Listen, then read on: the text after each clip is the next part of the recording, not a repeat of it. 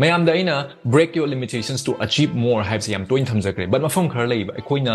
overdo to be adaba limit khar di thamda be adaba kari no haitari number 1 da over consumptions of information di loiba na akoin thiringa information di sum thorkani but that doesn't mean that akoina information puna mase consume to be adi hype leite adu to tabgini hansen na consume to san bai da mo tani ngasi miyo ki am palli ba hawdo pungam dil mayam se aduna require information si kitang consume to biu aduga most importantly apply to botam biu number 2 da minimize your way of thinking